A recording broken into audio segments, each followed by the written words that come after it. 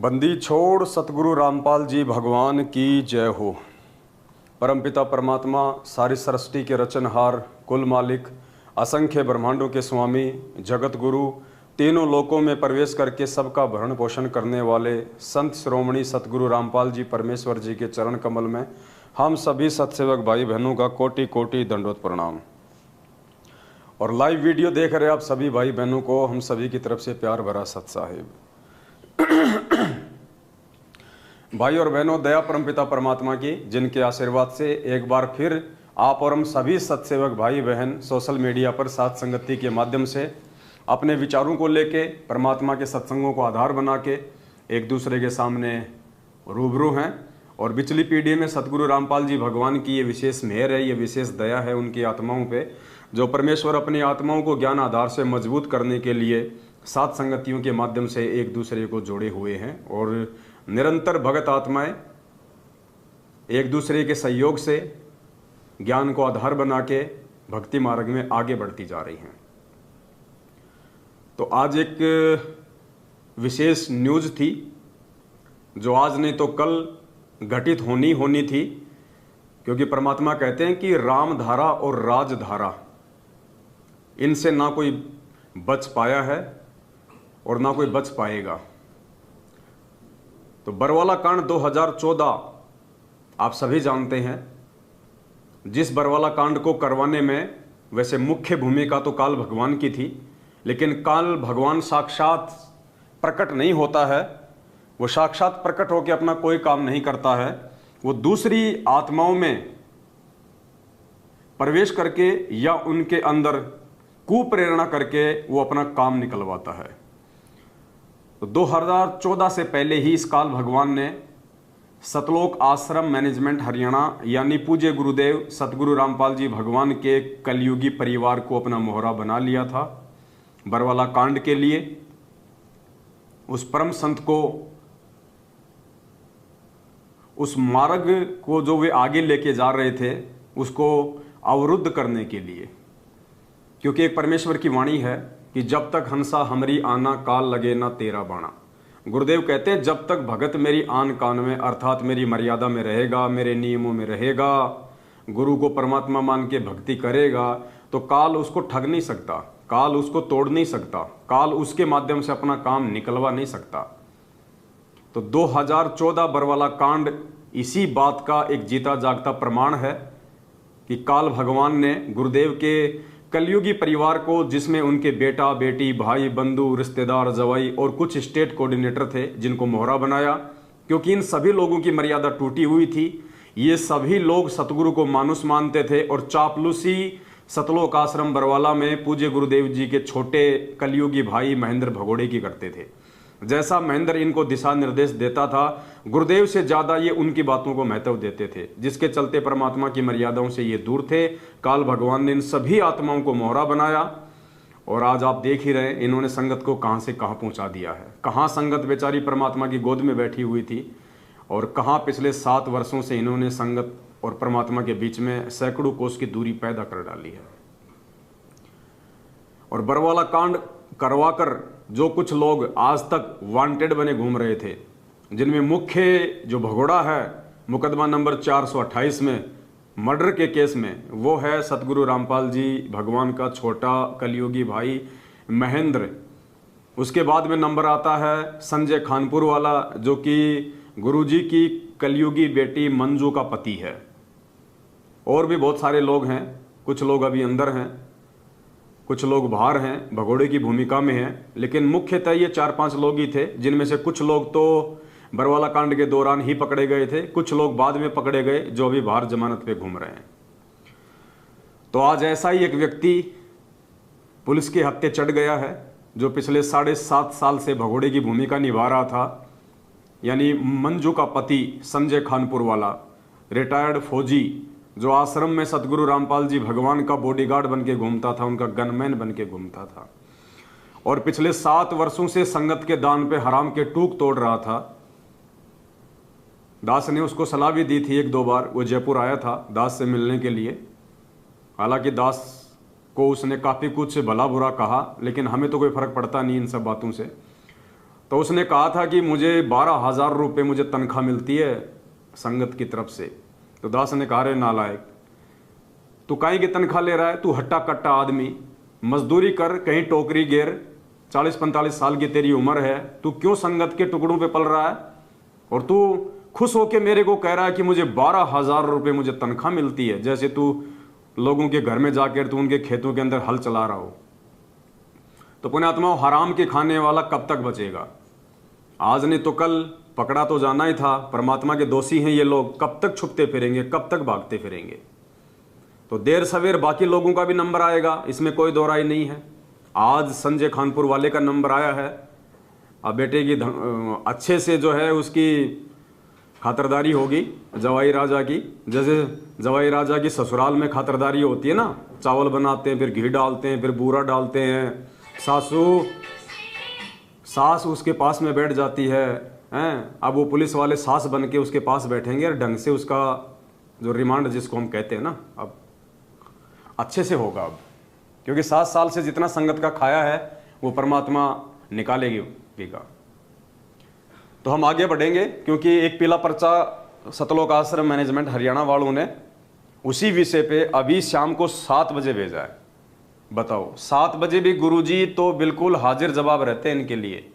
चाहे रात को 12 बजे गुरुजी से जवाब मंगा लो, बिल्कुल तैयार रहते हैं परमात्मा इनके लिए। बताओ ये कौन सा टाइम है?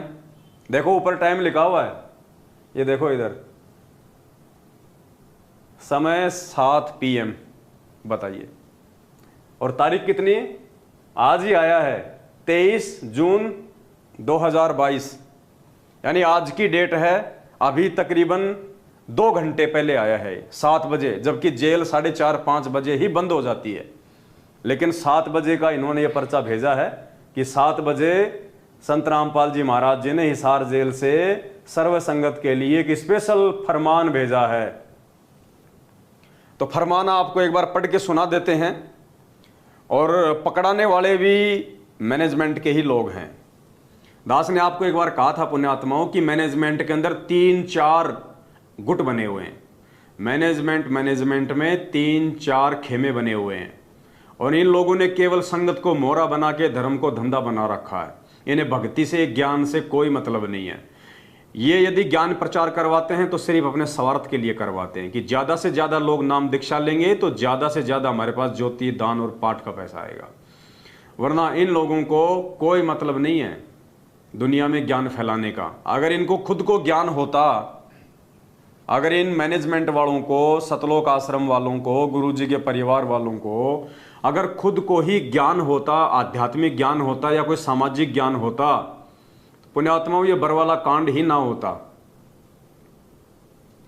अगर इनको खुद को ज्ञान होता तो परमात्मा के बच्चों को कौन वहां पे काले कपड़े पहना के बैठा था?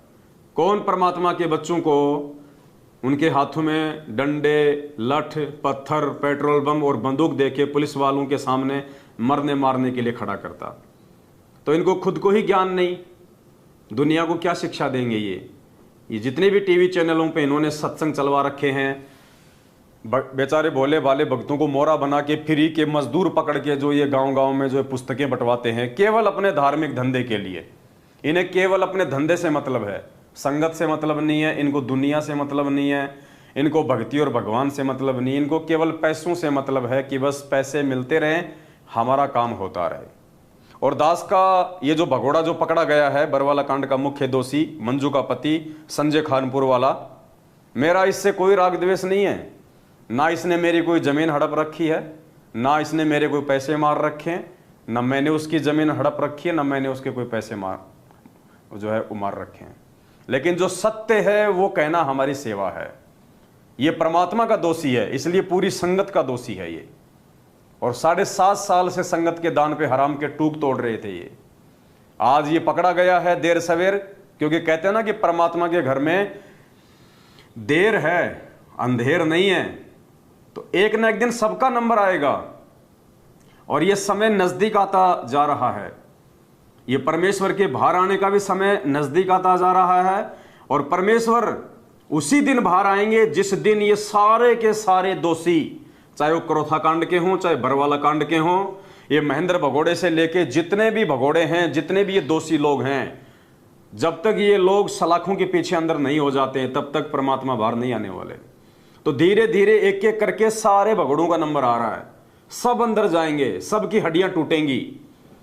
और अब क्या करेगा ये जाके, जैसे इसके बाकी भाइयों ने किया था, जेल जाके गुरु जी के खिलाफ ही बॉन्ड भर देगा, गुरु जी के खिलाफ अपने बयान देगा। जब पिछवाड़े पे डंडे पड़ेंगे तो गुरु जी के खिलाफ पुरुषोत्तम की तरह, रामकुमार ढाका की तरह, बलजीत की तरह ये लिख लिख के दे देगा वहां पे कि साहब हमने कुछ नहीं किया, हमसे जो भी करवाया संत रामपाल जी महाराज जी ने करवाया। संत रामपाल जी महाराज जी के कहने पे हमने कमांडो बनाए, संत रामपाल जी महाराज जी के कहने पे हमने पेट्रोल बम रखवाए, हमने भक्तों को मेन गेट पे बैठाया, क्योंकि संत रामपाल जी महाराज जी नहीं चाहते थे कि मैं कोर्ट में जाऊं। सारा का सारा ब्लेम, पूरा का पूरा ठीकरा गुरु जी के सिर पे फोड़ दिया जाएगा। हो सके तो अखबारों की कटिंग में आजकल में इसके बयान आने शुरू हो जाएंगे, आप जी देख लेना। सेम टू सेम यही बातें आपके सामने आएंगी जो आज से पहले बाकी जो है पकड़े गए लोगों के बयान आए थे। तो देर सवेर नंबर आया और नंबर आएगा, बाकी लोगों का भी आएगा और उन मनवस लोगों को भी अपने कुकर्मों की सजा मिलेगी। उन नामदान संचालक और उन कोऑर्डिनेटरों को भी अपने प्रत्येक कुकर्म की सजा मिलेगी जो उस परमेश्वर के बच्चों को ये फर्जी नामदान केंद्र खोल खोल के ज्योति पाठ और दान के आदेश बता बता के इन फर्जी आश्रमों में भेज भेज के बेचारों को भक्ति धन से और आर्थिक रूप से उनको ठग रहे हैं। नंबर उनका भी आएगा, भले उनका नंबर पुलिस की पकड़ में ना आवे, लेकिन जैसे अभी 4-5 दिन पहले मध्य प्रदेश के मांडला का तहसील कोऑर्डिनेटर राकेश दास सारनामी, जो अभी हार्ट अटैक से जो मरा है, उसके 1 महीने पहले बिहार का स्टेट कोऑर्डिनेटर राजदेव बाबू बाथरूम में बैठा बैठा ही मर गया, हार्ट अटैक। उससे पहले गुजरात का कोऑर्डिनेटर कानू दास, वो मर गया। तो पुण्यात्मा धीरे धीरे सबका नंबर आएगा। उससे पहले जम्मू कश्मीर का स्टेट कोऑर्डिनेटर ताराचंद, वो हॉस्पिटल में मरा, अकाल मौत बीमारी से। और आए दिन संगत तो आलू टमाटर की तरह मर ही रही है।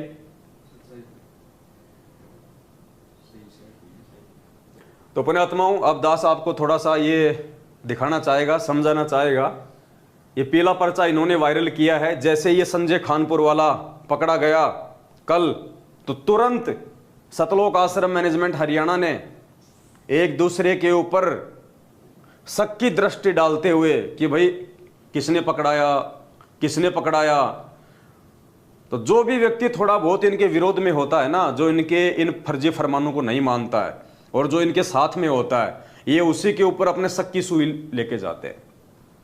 तो आज इन्होंने एक पीला पर्चा निकाला है 2 पेज का। दास आपको ये पढ़ के सुना देता है, देख लीजिएगा। सत साहिब जय बंदी छोड़ की, सतगुरुदेव जी की जय। दिनांक 23/6/2022, समय 7 बजे, यानी आज की डेट है। और आज शाम को 7 बजे ही हिसार जेल से इनके अनुसार ये पीला पर्चा आया है। जैसे गुरुजी इन्हीं के लिए बैठे हैं, गुरुजी को वहां पे प्रिंटिंग प्रेस दी हुई है, एक कंप्यूटर दिया हुआ है, और गुरुजी की ड्यूटी केवल एक ही है कि मैनेजमेंट के लिए पीले पर्चे छापते रहो बस। ये देखिए, सत साहिब सर्व संगत व सर्व आश्रमों तथा नामदान केंद्रों तथा सत्संगों को करने वाले सब सेवादारों को दास का निर्देश है। यानी गुरुजी ने पूरे मैनेजमेंट को स्पेशली एक आदेश दिया है, एक निर्देश दिया है आज सख्त स्पेशली। दास का निर्देश है कि भगत सुभाष पुलिस वाला सनोप श्री महेंद्र सिंह, गांव शुंडाना, जिला रोहतक की नो एंट्री की जाती है। कोई सुभाष दास है, कोई पुलिस वाला, भगत ही है, रोहतक का है। तो स्पेशली आदेश बताया है गुरुजी की तरफ से। लिखने वाले तो कौन है आपको अच्छे से मालूम है ही कि ये पीले पर्चे कौन छापता है। जिला रोहतक की नो एंट्री की जाती है। उस सुभाष दास पुलिस वाले की सभी आश्रमों से, सभी नामदान केंद्रों से नो एंट्री की जाती है। और अगर इनका बस पड़े तो ये धरती से नो एंट्री कर दें, धरती से, लेकिन इनका इतना जोर नहीं चल पा रहा। इस पर शक है।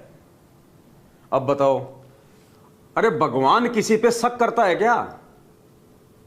पुण्यात्माओं विचार करो। ये क्या साबित कर रहे हैं गुरु जी को? आप और हमारे जैसा 2 कोटि का जीव क्या कह रहे हैं? देखो, इस पर शक है कि इसने भगत संजय दास खानपुर वाले को सीआईडी करके पकड़वाया है। यानी ये संगत ने विचार करना है। ये तो जो मर्जी लिखेंगे इस पीले पर्चे में, इनका तो काम है, काल भगवान इनकी बुद्धि पे बैठा हुआ है, पेन कॉपी इनके हाथ में दी हुई है, ये जो मर्जी लिखेंगे। लेकिन आपको ये पीला पर्चा दिखाने का दास का मतलब क्या है कि आप लोग समझो, इसकी लिखावट को समझो, इस पीले पर्चे के शब्दों को समझो। क्या वो परमात्मा भी किसी पे शक करेगा? क्या भगवान भी शक करने लग गया? एक तरफ तो हम गुरु जी को अंतर्यामी कहते हैं कि अंतर्यामी एक तुम, आत्म के आधार, जो तुम छोड़ो हाथ तो मैं कौन उतारे पार। अरे अंतर्यामी को शक करने की क्या जरूरत है? अंतर्यामी तो सीधा सीधा बोल दे कि भैया इसी ने पकड़वाया है और कोई दूसरा नहीं है, यानी बात खत्म। अब ये शक की बात कहां से आ गई? पुण्यात्मा, शक कौन करेगा? शक वो व्यक्ति करेगा जिसको सच्चाई का नहीं पता है, जिसको हकीकत का नहीं पता है, जो 50-50 है, जिसको संदेह है कि वो भी हो सकता है वो भी हो सकता है। तो यहां पे गुरुजी के नाम से ये पीला पर्चा लिखा गया है और कह रहे हैं कि गुरुजी को शक है। यानी गुरुजी लिख रहे हैं इस पीले पर्चे में मैनेजमेंट के अनुसार कि मेरे को शक है। यानी बिना कोई चीज फाइनल, बिना कोई परमाणु के क्या हमारे गुरुजी कभी कोई बात बोलते हैं? हमारे पूज्य गुरुदेव जी की सबसे बड़ी खासियत क्या है? सबसे बड़ी खासियत है कि हमारे गुरुदेव कोई भी शब्द अपने मुख कमल से उस समय बोलते हैं जब उनके पास में उसके विषय में 10 प्रमाण होते हैं, उनके पास में वो सबूत होते हैं। जैसे परमात्मा ने ब्रह्मा विष्णु महेश की उत्पत्ति बताई, उनके माता पिता बताए, उनकी जन्म मृत्यु बताई, तो परमात्मा ने उनके 10 उनके एग्जाम्पल दिए, उनके सबूत दिए। और यहां क्या कह रहे हैं? गुरुजी को भी शक है। यानी गुरुजी आश्वस्त नहीं है, यानी गुरुजी अभी पूरी तरह से इस बात से अपरिचित हैं, आप और हमारी तरह 2 कोटि के जीव की तरह। तो भगवान भी शक करने लग गया। एक नया पॉइंट निकल के आया है। थोड़े दिनों में पता नहीं क्या क्या बना देंगे गुरुजी को, देखते जाना आप। अगर आप लोगों ने आंखें नहीं खोली ना, पता नहीं गुरुजी को क्या क्या बना देंगे ये। तो कह रहे भगवान को भी शक है भाई।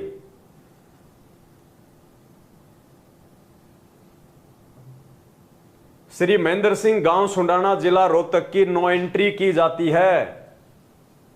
इस पर शक है कि इसने भगत संजय दास खानपुर को सीआईडी करके पकड़वाया है। अब दूसरी बात पुण्यात्माओं, परमात्मा ये पीला पर्चा क्यों लिखेंगे? अरे जो जैसे कर्म करेगा अपना भोगेगा, अपना पाएगा। गुरुजी क्यों पक्ष लेंगे एक भगोड़े का? एक भगोड़े व्यक्ति का गुरुजी क्यों पक्ष लेंगे? विचार करो पुण्यात्माओं। परमात्मा ने अपना खुद का पक्ष नहीं लिया। और कोर्ट में क्या कहा था गुरुजी ने हंसते हुए जब उनको सजा सुनाई गई कि भैया ऊपर वाला देखेगा, परमात्मा देखेगा हमारा, तो हंसते हुए। तो यहां गुरुजी कैसे किसी का जो है वो पक्ष लेंगे?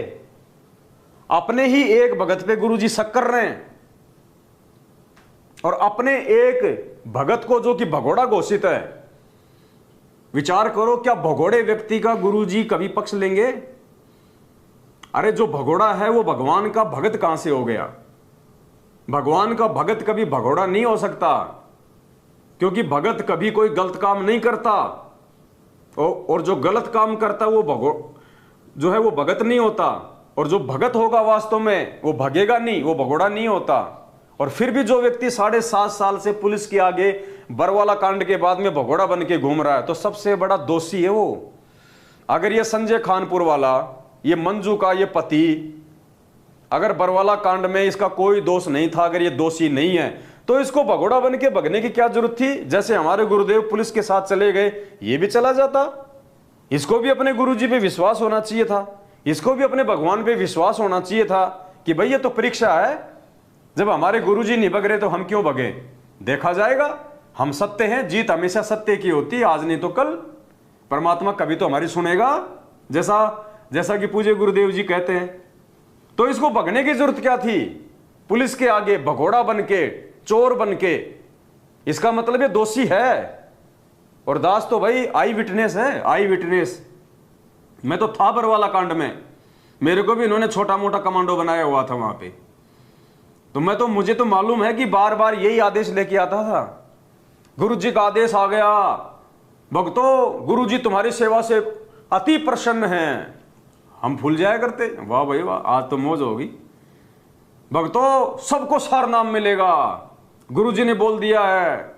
जिसको प्रथम नाम है उसको सतनाम मिलेगा, जिसको सतनाम है उसको सार नाम मिलेगा। बरवाला कांड होते ही बताइए, ये भगोड़ा आदमी आज जब ये पकड़ा गया तो गुरुजी इसका पक्ष लेंगे। अब आप देखते जाओ आगे आगे। इस पर शक है कि इसने भगत संजय दास खानपुर को सीआईडी करके पकड़वाया है।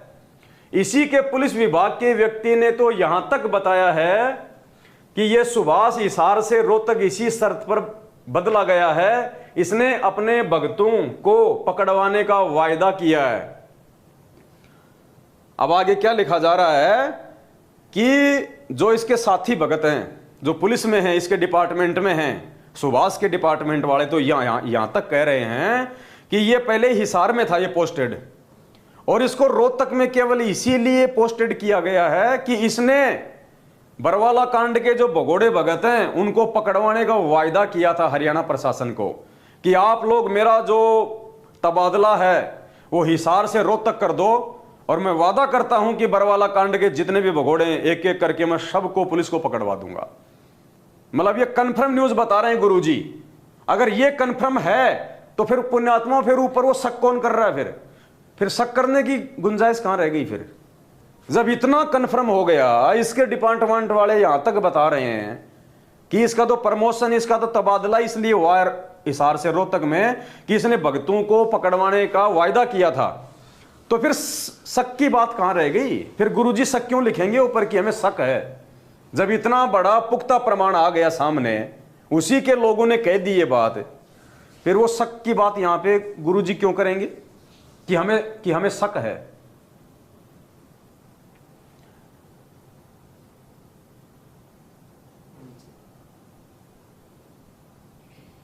इसी के पुलिस विभाग के व्यक्ति ने तो यहां तक बताया है कि यह सुभाष हिसार से रोहतक इसी शर्त पर बदला गया है, इसने अपने भक्तों को पकड़वाने का वायदा किया है। मतलब बात फाइनल हो गई, फिर शक की तो कोई गुंजाइश रही नहीं। तब यह बदला गया है। यह कौन? यह सुभाष 12, 13, 14 जून 2022 परमात्मा के प्रकट दिवस पर तीनों दिन रोहतक के सिंहपुरा आश्रम में सेवा के बहाने रहा था। 3 दिन का जो ये प्रकट दिवस था ना, कागज की फोटो का, ये रोहतक के सिंहपुरा आश्रम में भी मनाया गया था। तो कह रहे हैं कि तीनों दिन ये वहां भंडारे में मौजूद था, ये सुभाष पुलिस वाला। अच्छा, रोहतक के सिंहपुरा आश्रम में सेवा के बहाने रहा था, जैसा इसी के विभाग के व्यक्ति ने बताया। ये भी फाइनल है। जब तक इसका जवाब नहीं आता तब तक इसकी नो एंट्री की जाती है। शक तब और दृढ़ हो जाता है जब इसने, सुभाष ने, बेटी मंजू के पूछने पर कि क्या आपको पता है कि संजय मंजू के बटेऊ को पुलिस ने पकड़ लिया है, यानी कह रहे हैं कि उस समय शक और ज्यादा मजबूत हो जाता हमारा सुभाष के ऊपर जब संजय की धर्मपत्नी मंजू, जो कि गुरुजी की बेटी है, उसने इसको फोन किया और पूछा कि सुभाष भाई क्या तुम्हें पता है संजय पकड़ा गया, मेरा पति पकड़ा गया? तो इसने कहा कि हाँ मुझे पता है, पकड़ा गया, अभी 1 घंटे पहले तो पकड़ा गया। उसे तो 1 घंटा हो गया है पकड़े हुए। रोहतक की एसटीएफ टीम ने पकड़ा है। उसी एसटीएफ टीम में सुभाष भेष बदल कर आया है। ये भगत, ये गलत मिसप्रिंट है। भगत बदल कर तो मतलब है नहीं, भेष बदल कर ही होगा। यानी उस जिस रोहतक की जिस एसटीएफ टीम ने इस संजय खानपुर, इस भगोड़े को जो पकड़ा है, कह रहे हैं कि उसी टीम का सदस्य था ये सुभाष। बेटी मंजू ने कहा कि भाई आपको पता था तो बताया क्यों नहीं? उत्तर था कि ध्यान नहीं रहा, कि भाई मैं भूल गया बताना, मुझे मालूम था कि तेरा पति पकड़ा गया और घंटा भर हो गया, लेकिन मैं बताना भूल गया। अब देखिए आगे क्या कह रहे हैं गुरुजी इन लोगों की तरफ से। यदि भगत सुभाष का स्पष्टीकरण संतोषजनक नहीं मिला तो इसको गुरुद्रोही घोषित किया जाएगा। अब पहले तो उस पर इतने शक किए जा रहे हैं, फिर उसके डिपार्टमेंट के लोग भी बता रहे हैं, और अभी भी क्या कह रहे हैं कि एक बार सुभाष से पूरी बात कर लो, अगर संतोषजनक कोई जवाब नहीं मिलता है तो फिर उसको गुरुद्रोही घोषित कर दो। यानी गुरुद्रोही, फिर इसका मतलब गुरुजी घोषित नहीं कर रहे, गुरुद्रोही तो मैनेजमेंट घोषित करेगा। अगर मैनेजमेंट अगर संतुष्ट हो गया तो ठीक है, ये गुरु भगत है, और मैनेजमेंट यदि संतुष्ट नहीं हुआ तो ये गुरुद्रोही है। तो विचार करो भाइयों, गुरुद्रोही कौन घोषित कर रहा है? गुरुजी कर रहे हैं या मैनेजमेंट गुरुद्रोही घोषित कर रहा है? देखो ये क्या लिख रहे हैं, यदि भगत सुभाष का स्पष्टीकरण संतोषजनक नहीं मिला तो इसको गुरुद्रोही घोषित किया जाएगा। यदि सच में यह गलती की है तो परमात्मा का दोषी है।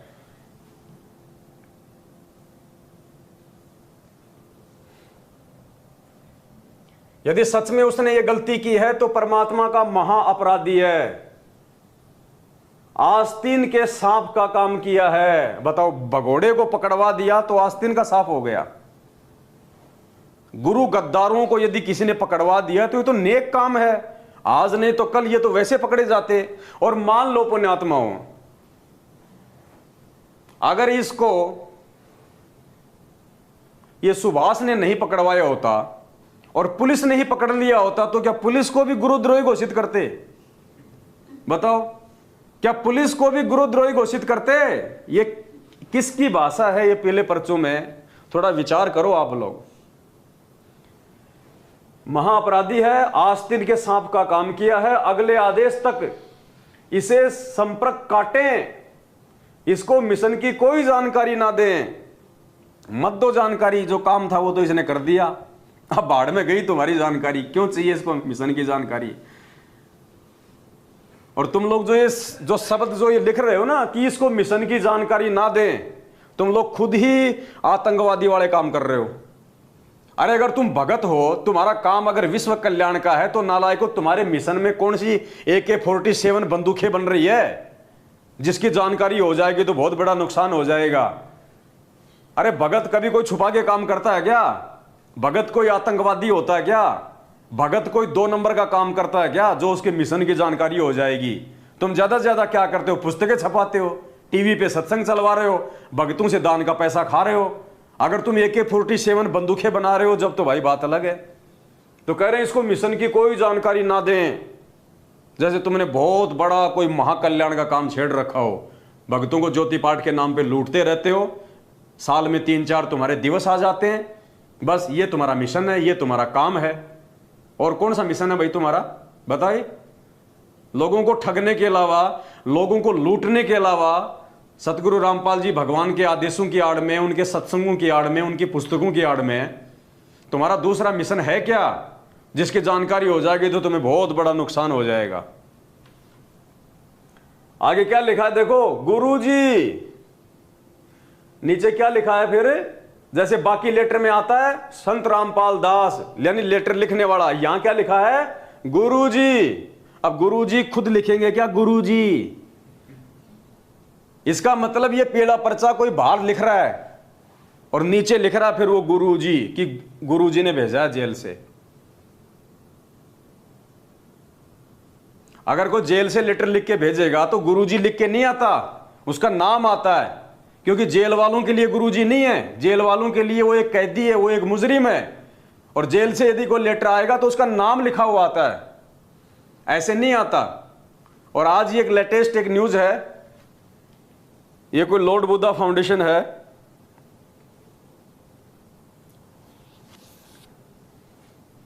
क्या आपके पास? मेरे को भेजना। भगत जी आप भेजो मेरे उस पे दूसरे नंबर पे भेजो 827384 वाले पे।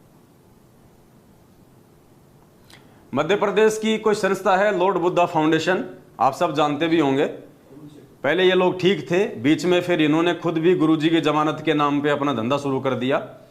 तो इन्होंने अभी महीने भर पहले हिसार जेल में कोई आरटीआई लगवाई थी कि भाई हिसार जेल से संत रामपाल जी ने कोई लेटर, कोई वीडियो, कोई ऑडियो, कोई पत्र, कुछ संदेश कोई भेजे हैं क्या आज तक 7 साल से जब से वे जेल में गए हैं। तो उसका जवाब आया है कि हिसार जेल से कोई भी ऑडियो, कोई भी वीडियो, कोई भी लेटर, कोई भी संदेश, कोई भी चिट्ठी उनकी तरफ से बाहर नहीं भेजी गई है, ना कोई पुस्तक भेजी गई है। आज स्पष्ट वो आरटीआई में लिखा हुआ है। और कितनी आरटीआई पहले लग चुकी हैं इन्हीं मुद्दों को लेके। हर बार जवाब आता है सुनने, यानी कुछ नहीं भेजा गया जेल से, बाहर से लोग कोई धोखाधड़ी कर रहे हैं, कोई फ्रॉडबाजी कर रहे हैं। भेज दिया गया।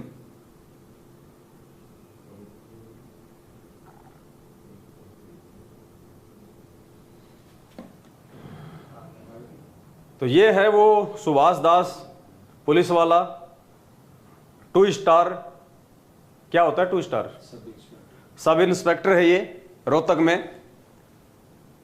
तो इसको अब गुरुद्रोही घोषित किया जाएगा। बताओ भाई साहब को नमस्कार, आप भी हमारी श्रेणी में आ गए। आपका धन्यवाद है साथ संगतियों में, अगर आप आना चाहो तो आपका मोस्ट वेलकम है, क्योंकि गुरुद्रोही तो आप घोषित किए जाओगे, इसमें कोई शक नहीं है। ये पट्टा तो आपके गले में डाला जाएगा। तो आपसे निवेदन है, अगर परमात्मा आपको सद्बुद्धि दें तो आपने एक नेक काम किया है एक भगोड़े को पकड़वा के, और आप साथ संगतियों से भी जुड़ जाओ ताकि परमात्मा के आप जी और थोड़ा सा नजदीक आओ, थोड़ा ज्ञान को आधार बना के आप भी थोड़ा भक्ति मार्ग पे चलो ताकि आपका भी आत्म कल्याण हो। तो ये भाई साहब हैं, अब इनको गुरुद्रोही इनको घोषित किया जाएगा। बताओ, ये तो पुलिस वालों को भी नहीं छोड़ते, हमारे जैसों को तो क्या छोड़ेंगे, ये तो पुलिस वालों को भी, सब इंस्पेक्टर जैसे महान लोगों को भी ये तो गुरुद्रोही घोषित कर रहे। भाई बताओ क्या कर ले इस दुनिया शानी का। तो पुण्यात्माओं निकलो इसके जाल से बाहर। ये आरटीआई है,